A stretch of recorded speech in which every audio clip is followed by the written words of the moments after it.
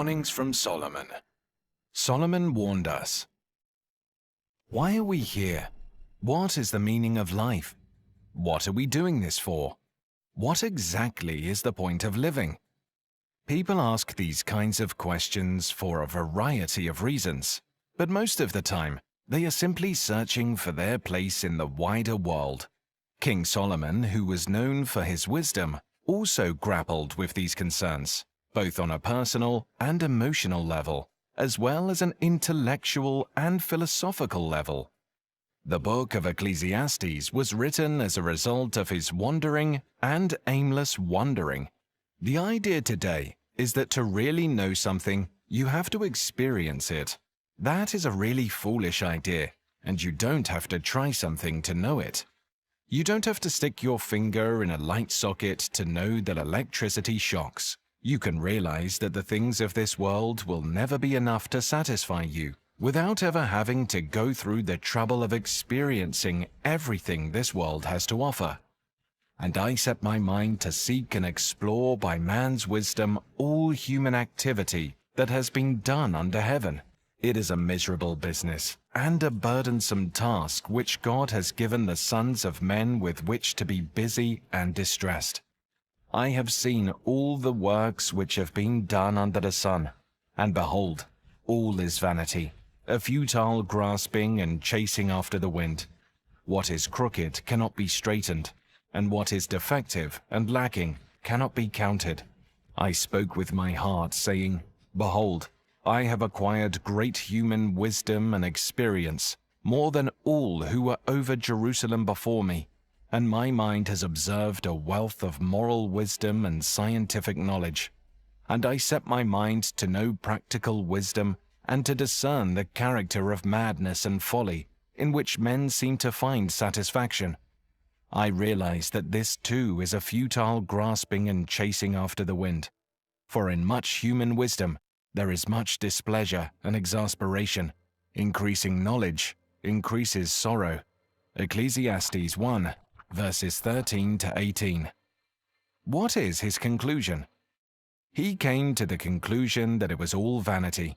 Like the churning of water in a lake despite his search, he saw that nothing much comes out of the wearying activities of men on the earth.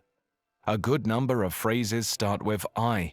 Throughout the entirety of reading this book, Solomon is providing a personal testimony in which he is telling us about his journey through life in quest of pleasure, meaning, and purpose. The opening verses present the theme, Vanity of vanities, all is vanity. Solomon is arguing that life is devoid of significance if it is lived apart from a connection to God. Because Solomon keeps coming back to the same subject throughout the book of Ecclesiastes, some people refer to it as the merry-go-round book. Take Solomon's advice and steer clear of the meaningless merry-go-round life. It would appear that we are perpetually looking for anything that will make our lives happier, more fulfilling, and more significant. Ironically, even after these objectives have been completed, the outcomes start to look less significant, and sometimes even insignificant altogether. As a result, the rat race starts all over again, and we start another search for something that would finally satisfy us. Solomon warns us about the dangers of wasting our lives in vanity. Vanity. This word basically means vapor or breath, such as the rapidly vanishing vapor of one's warm breath in cool, crisp air. The preacher used this metaphor to compare pursuing things of this world, such as wealth, honor, celebrity, and many pleasures, to frantically grabbing at air. He was comparing these things in the pursuit of happiness. Ecclesiastes 2 verse 1. I said to myself, Come now, I will test you with pleasure and gratification, so enjoy yourself and have a good time. But behold, this too was vanity, futility, meaninglessness. So I hated life, for the work which had been done under the sun caused me only great sorrow, because all is futility and chasing after the wind.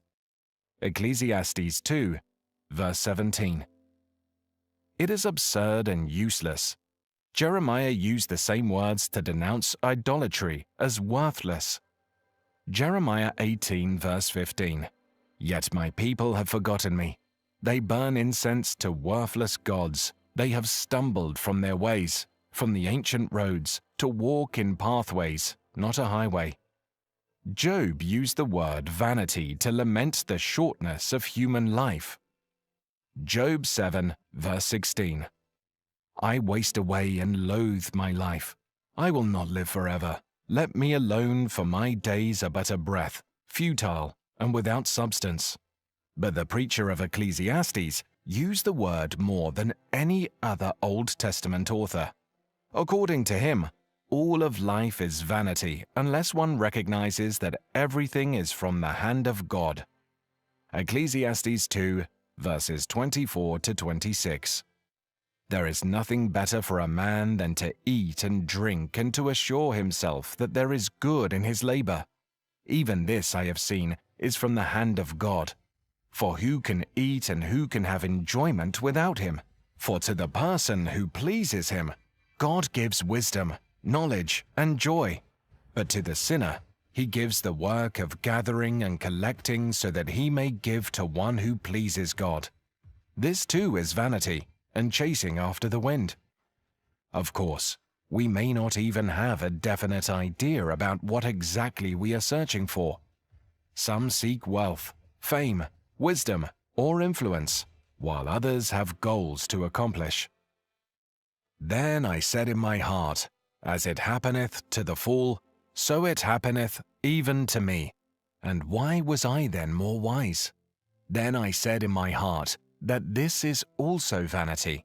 For there is no remembrance of the wise more than of the fool forever, seeing that which now is in the days to come shall all be forgotten.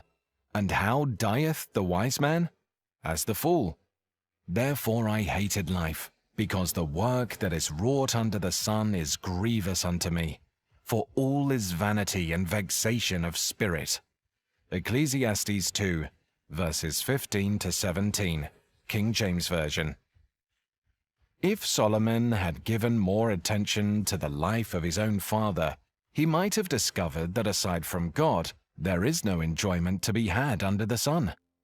He could have done this by closely following his father's example and living his life. As a result of the fact that he was not successful in achieving that goal, he made the decision to publish a book in which he essentially urges readers, don't make the mistake I made. Learn from my own unfortunate experiences